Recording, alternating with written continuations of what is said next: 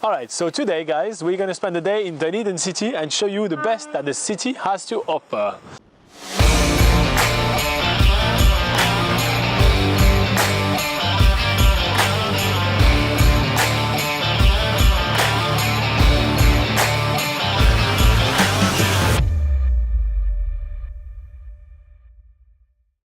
Today, Laura and I really want to take the time to explore the lovely town of Dunedin. It has a very different atmosphere than any other town in New Zealand, and it's probably because of its very unique architecture, so we want to take the time to roam around the city and show you all of the stuff that it has to offer. One of the main reasons why Dunedin is looking so different than any other town in New Zealand is because during the massive Otago gold rush, this was the main entry port for every single gold miner, giving it a huge influx of cash and giving it the ability to build so many grand buildings all in one go. But Dunedin is not only famous for its old churches, which it has a lot of and we'll show you some more later, it also has a really awesome museum called the Toitu Settlers Museum. The Toitu Museum goes through all the people that have settled throughout the years in the Otago region. Obviously starting with the first people who arrived in New Zealand, which are the Maori. The museum has quite an entrance with this booming video about the early Maori, and then we actually get to explore a few of these mock-ups of early Maori houses and canoes themselves. There's a lot of artifacts to check out too, and there's a few things that makes Robin a little bit nervous. Just behind me right here is an early settlers medical kit. This includes a corkscrew bottle opener, pliers, a very gigantic knife, a saw, and a couple of other tools that I don't even know the name of.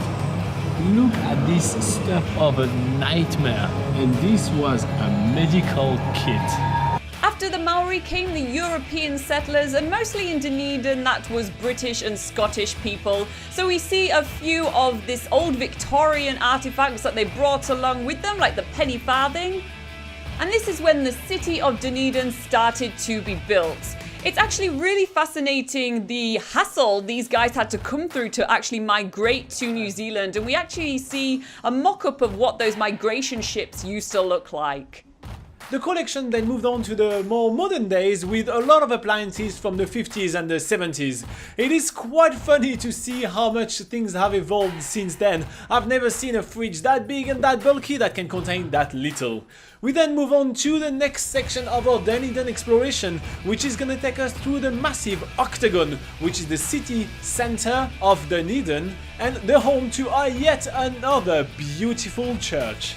Also around the Octagon there is a lot of different bars, restaurants, eateries, and Laura and I are feeling a little bit peckish and it's been raining a lot on us today, so we want a hot drink. So we go in one of the little side streets and find ourselves a lovely coffee shop called the Strictly Coffee Company, and we highly recommend it to you.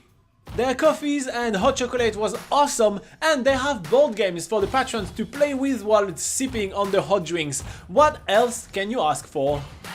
Next up on our Dunedin itinerary is the Dunedin Public Art Gallery, which is another place situated in the Octagon. It's free entry, which is something we always love, and the exhibitions are ever changing, so you'll see something different compared to what we see.